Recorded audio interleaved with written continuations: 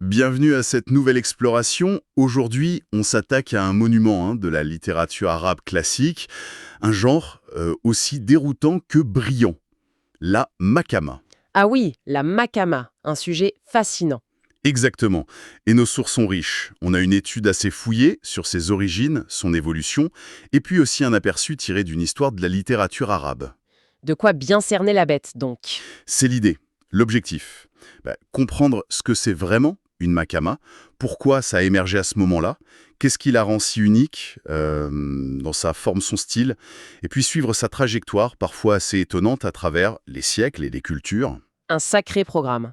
On va trouver de l'érudition, des personnages hauts en couleur, et attendez-vous à un cocktail d'érudition en linguistique, de personnages un peu picaresques avant l'heure, et puis de réflexions sociales un peu cachées.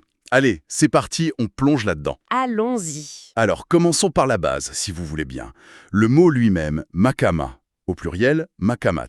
Ça veut dire quoi au juste? Alors, littéralement, le sens premier, c'est lieu, ou endroit où l'on se tient debout. Les sources nous disent que ça désignait vraiment un lieu physique au départ. Un lieu physique, comme une place publique, une assemblée. Oui, voilà, comme une assemblée tribale, par exemple, dans l'Arabie pré-islamique. Un endroit où on se rassemblait pour écouter des orateurs, des discours. D'accord. Mais le sens a dû évoluer, j'imagine. Ah oui, tout à fait, c'est ça qui est passionnant. Le sens a glissé. D'abord du lieu physique, il est passé au discours lui-même. Donc ça a pu désigner des sermons, des discours publics. Mhm. Puis, au IXe siècle, on parle des allocutions, disons, plus formelles, prononcées devant le calife au palais.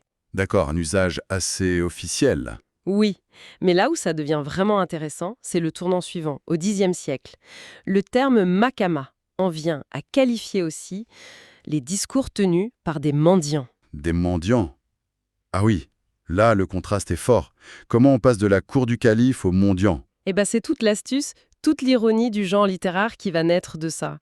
En choisissant ce nom, Makama, les créateurs du genre font un choix très malin, très stratégique. C'est-à-dire? Ils s'approprient en quelque sorte la pratique orale de ces figures considérées comme basses, le vaurien, l'intellectuel sans le sou mais très éloquent, pour transposer ça dans la haute littérature. Une littérature souvent destinée à l'élite, à la cour. D'accord, donc il y a une sorte de jeu, une tension voulue? Exactement. Une tension fondamentale entre le prestige de l'œuvre littéraire et le statut social, très bas, du héros. C'est vraiment une clé pour comprendre l'esprit de la Makama. C'est une ironie constante. Je vois. Cette tension est donc centrale. Mais alors, dans quel contexte? Quel bouillonnement culturel et social ce genre si particulier a-t-il bien pu émerger? Alors là, il faut se projeter au Xe siècle.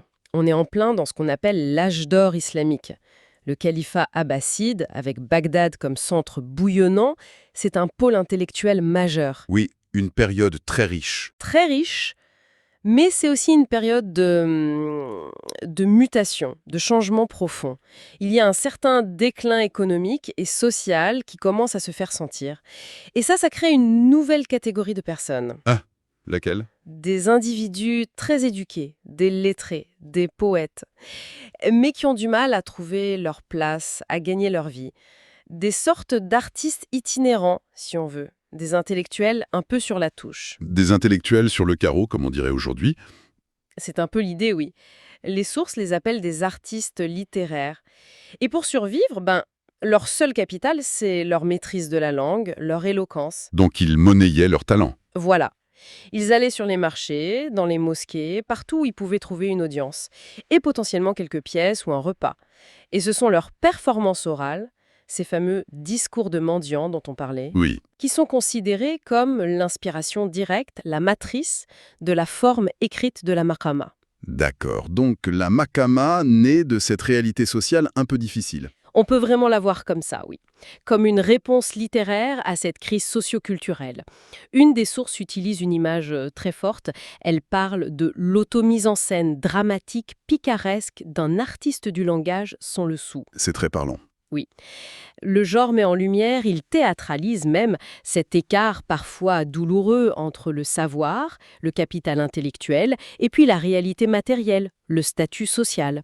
Le héros typique, ce vaurien qui navigue grâce à sa ruse et son verbe, Mhm. il incarne parfaitement cet intellectuel qui lutte pour exister, pour être reconnu, dans une société en pleine transformation, voire en déclin. Le décor est bien planté.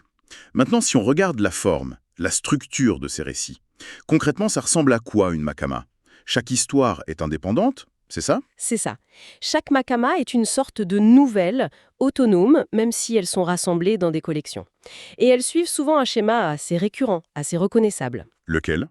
On a un narrateur, toujours le même en général dans une collection donnée. Ce narrateur raconte comment il a croisé, souvent par hasard, dans une ville différente à chaque fois, un personnage principal assez énigmatique. Le fameux vaurien? Le fameux vaurien, le schelm, oui, souvent déguisé d'ailleurs.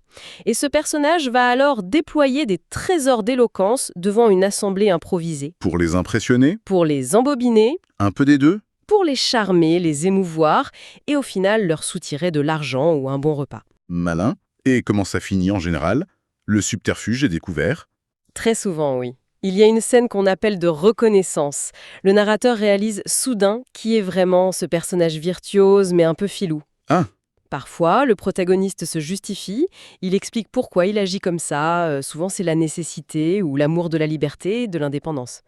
Et puis, hop, il disparaît, prêt pour une nouvelle aventure ailleurs. C'est vraiment une structure épisodique. cette structure narrative, avec un narrateur qui rapporte une rencontre, ça fait penser à quelque chose de très précis dans la tradition arabe, non? Bien vu. Oui, cette structure qui a l'air simple comme ça, elle trahit les origines orales du genre. On parle de double narration. Double narration. Oui, le narrateur principal raconte ce qu'il a vu ou entendu, mais il introduit souvent son récit par une formule type. Un tel m'a raconté que, ou j'ai entendu dire par X que Y, et ce procédé, il imite très consciemment l'isnad. L'isnad, la chaîne de transmission des hadiths. Exactement. L'isnad, c'est cette chaîne de garants, cette sorte de un tel tient de un tel, qui tient de un tel, qui servait traditionnellement à authentifier les hadiths, les paroles et actes du prophète, mais aussi les anciens poèmes arabes. C'était un gage de vérité, d'authenticité. Et donc, ils utilisent cette structure associée à la vérité pour raconter des histoires inventées de toutes pièces. Voilà. C'est là toute l'astuce, toute l'ironie intellectuelle. En empruntant cette forme qui évoque l'authenticité, la transmission sérieuse, la Makama donne un vernis de crédibilité, d'anecdotes vécues, à de la pure fiction. C'est un clin d'œil savant, une façon de jouer avec les codes littéraires et religieux de l'époque. C'est vraiment subtil. Mais bon, l'aspect le plus marquant, celui qui revient partout dans les descriptions, c'est le style. La langue elle-même, qu'est-ce qu'elle a de si spécial? Ah, là on touche au cœur du réacteur de la Makama. Son trait le plus distinctif, le plus spectaculaire, c'est l'usage quasi systématique de la prose rimée. Le sage. La prose rimée, c'est-à-dire? Il faut imaginer un texte en prose, donc pas des vers réguliers comme en poésie, mais où les phrases ou des segments de phrases se terminent par des rimes. Ça crée un rythme, une musicalité très particulière.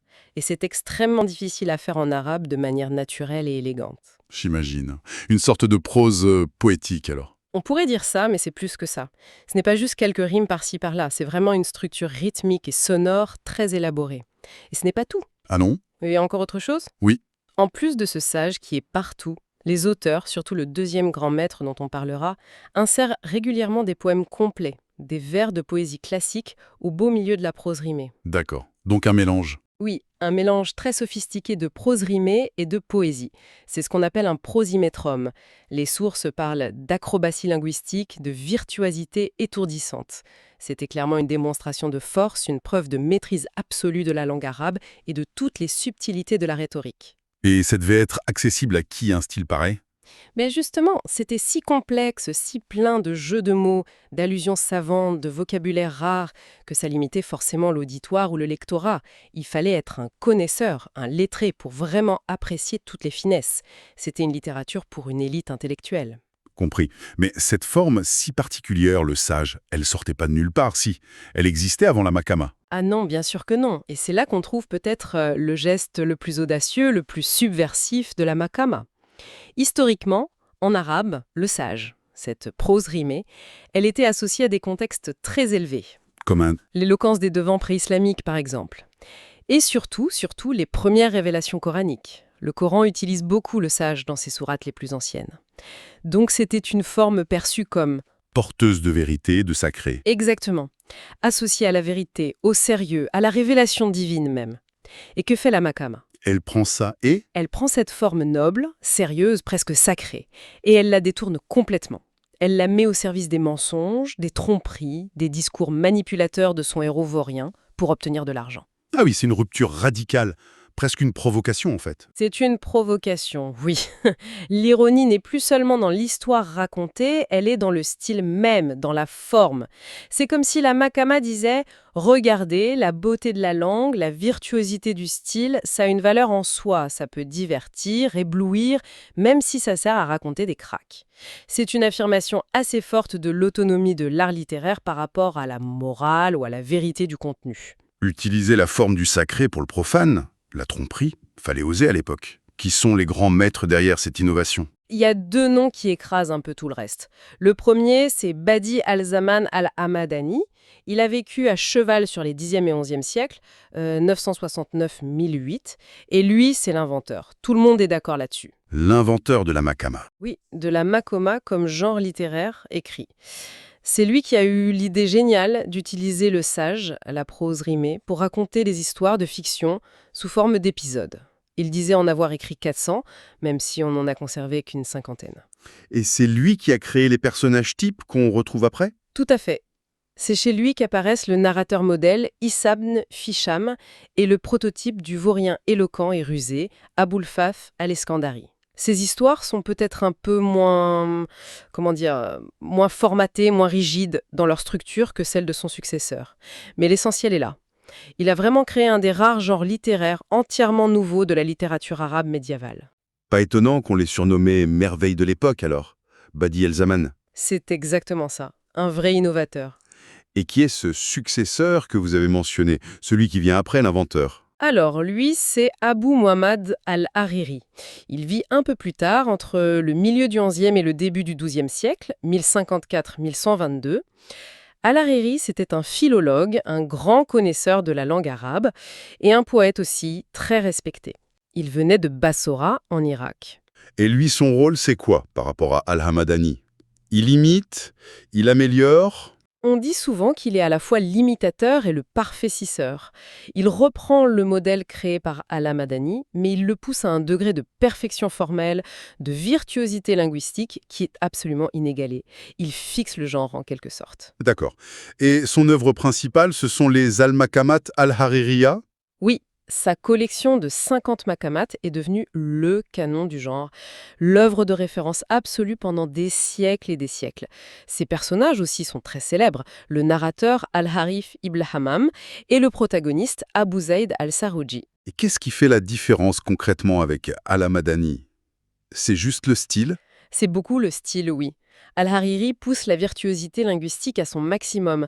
C'est bourré de figures de style complexes, de jeux de mots incroyables, de vocabulaire rare, de tournures précieuses, à tel point que ces makamat ont servi de manuel. De manuel? Oui, de manuel de rhétorique et de grammaire arabe avancée, pour apprendre toutes les subtilités de la langue. Et puis, il y a d'autres différences. Contrairement à Al-Hamadani, lui, il intègre systématiquement des poèmes dans chaque histoire. Et sa structure narrative est vue comme plus régulière, plus schématique, plus prévisible peut-être. Moins spontané peut-être. Moins spontanée, plus calculée. Al-Hariri, en tant que philologue, voyait vraiment la makama comme un terrain de jeu pour explorer toutes les limites, toutes les possibilités de la langue arabe.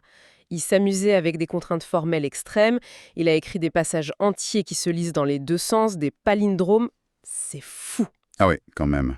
Donc voilà, c'est cette combinaison structure plus rigoureuse, poésie systématique et surtout cette virtuosité linguistique poussée à l'extrême qui a fait de son œuvre le sommet indépassable du genre.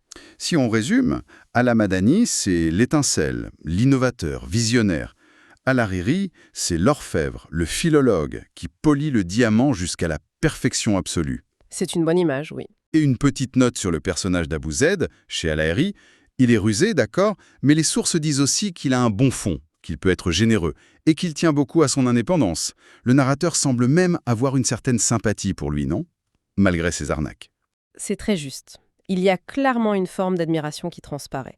Pas forcément pour les actes mêmes, qui sont souvent répréhensibles, mais pour l'intelligence du personnage, son éducation, sa vivacité d'esprit et bien sûr son éloquence phénoménale. Donc ce n'est pas vraiment une œuvre à visée morale.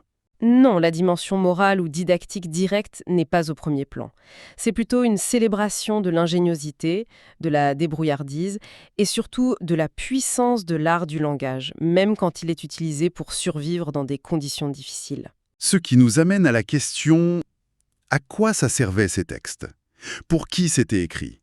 Juste pour le plaisir des mots? Pour instruire? Pour critiquer la société? Probablement un mélange de tout ça. Les sources sont assez claires. Le public principal, c'était l'élite intellectuelle qui se réunissait dans les majalis. Les salons littéraires, en gros. Voilà, les cénacles littéraires. Le premier but, c'était sans doute le plaisir esthétique et intellectuel. Savourer la beauté du style, la complexité de la langue, s'amuser des situations, des bons mots. C'était un divertissement de haute volée. Et l'instruction, alors? On apprenait des choses? Indirectement, oui.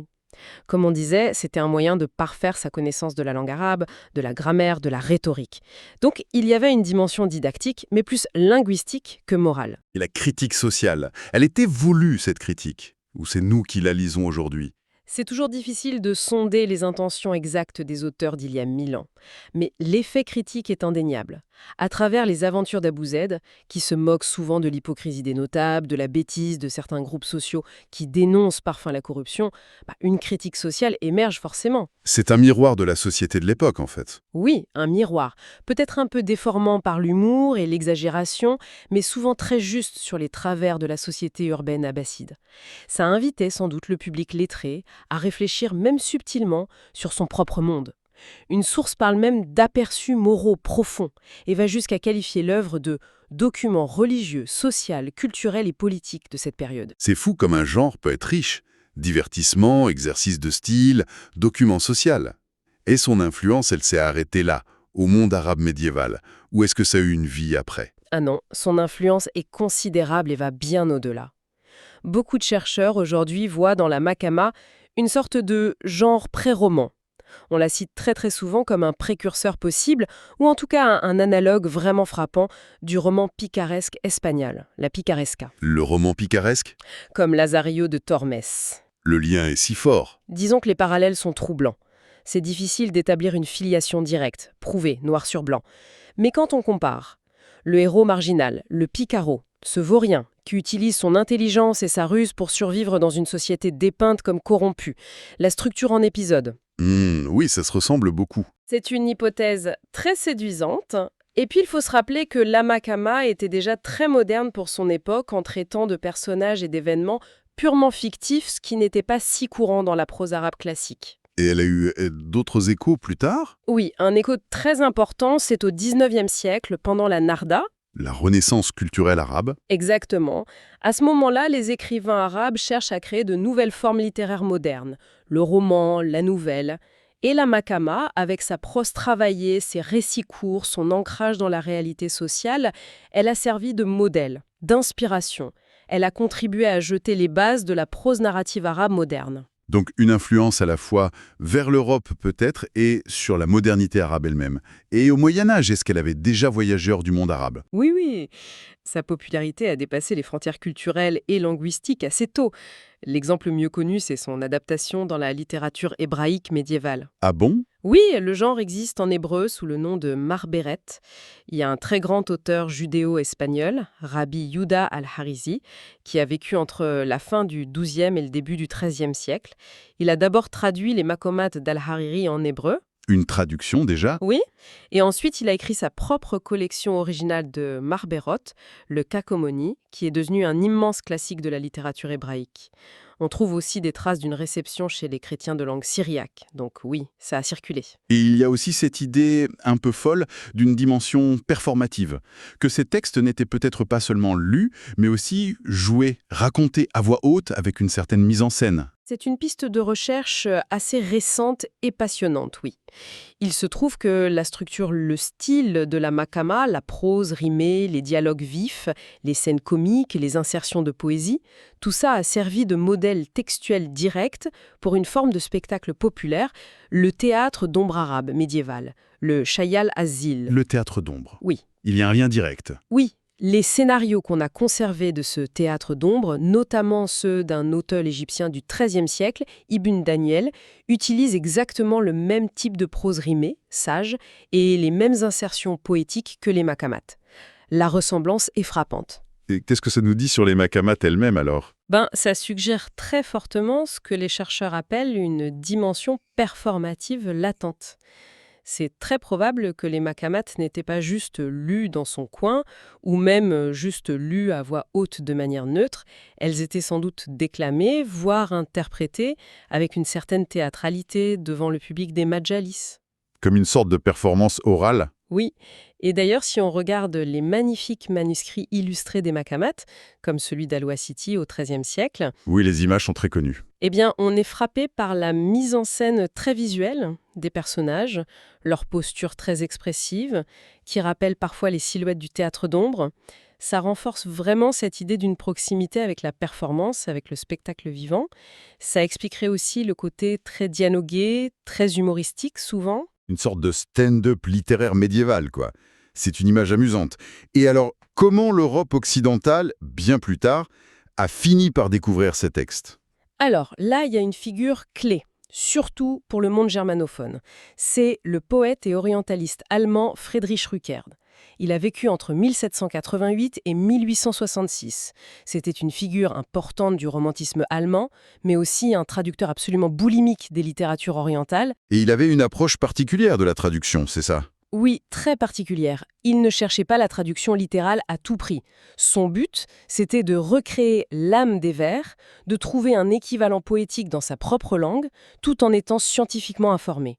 Il voulait allier précision scientifique et force d'expression poétique.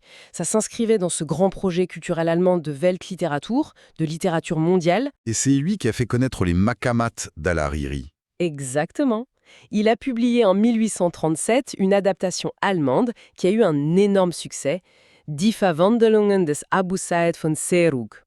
Les transformations d'Abu Zaid de Seroug, pas les assemblées. Non, justement, c'est un choix-titre très intéressant de Rückert. Il n'appelle pas ça une traduction, Übersetzung, mais une Nachdichtung, une recréation poétique. Et le titre, Les transformations, c'est génial en fait. Pourquoi? Qu'est-ce que ça met en valeur? Ça met l'accent non pas sur le cadre un peu formel de l'assemblée, Makama, mais sur l'essence même du héros, Abu Zaid, sa capacité incroyable à changer. Changer d'identité, d'apparence, de statut social, de discours, grâce à ses déguisements bien sûr, mais surtout grâce à sa maîtrise bluffante du langage. C'est cette capacité de métamorphose permanente qui fascine. Ah oui, vu comme ça, c'est très pertinent. Et cette approche très créative de Rückert, même si elle est très libre par rapport à l'original, elle a rendu l'œuvre accessible, séduisante pour le public européen de l'époque. Et ça lui a assuré une certaine postérité. On trouve même des échos bien plus tard, par exemple chez le dramaturge suisse Dürrenmatt, qui glisse une makama de la grande corruption dans une de ses pièces. Incroyable parcours. Bon, après tout ça, si on devait résumer, qu'est-ce qu'il faut retenir absolument sur la makama? C'est un objet littéraire assez unique, on dirait. Ah oui, tout à fait unique. La makama, c'est ce genre arabe médiéval d'une sophistication folle, un hybride vraiment fascinant. Ça naît de pratiques orales, populaires même, mais ça a atteint des sommets de virtuosité écrite avec cette fameuse prose rimée, le sage. Et ça met en scène des personnages très particuliers. Oui, ces héros ambigus, ces vauriens cultivés pleins d'esprit, dans les aventures certes à la fois de pur divertissement pour les lettrés, mais aussi de miroirs critiques, souvent très ironiques, des réalités sociales de leur temps. C'est à la fois un jeu et un reflet. Et c'est un genre qui n'est pas resté figé dans son époque. Non, absolument pas. C'est un témoin passionnant de cette transition entre l'oralité et l'écriture. Il a su combiner le divertissement, l'érudition et le commentaire social dans une forme linguistique absolument éblouissante. Il a laissé une empreinte durable sur la littérature arabe en servant de pont vers des formes plus modernes. Et puis il a voyagé, il a influencé d'autres cultures, d'autres littératures. Il a même résonné avec des arts du spectacle comme le théâtre d'ombre. Son héritage est vraiment multiple. Et pour finir, Peut-être une dernière pensée, une question que soulève un peu nos sources. Le cœur de l'intrigue, c'est souvent ça. Ce personnage qui utilise son éloquence, sa maîtrise parfaite du langage, pour tromper, pour manipuler son auditoire et arriver à ses fins. Oui, c'est vrai. Et ça nous renvoie peut-être à une question qui dépasse largement la littérature médiévale, non? Celle du pouvoir du langage lui-même, de son ambivalence.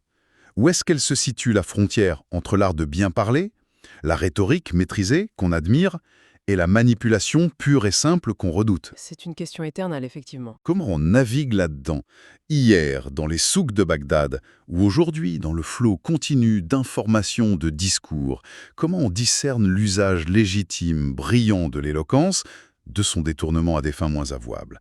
Voilà, c'est peut-être une interrogation intéressante à garder en tête après cette exploration. Tout à fait. Une belle matière à réflexion.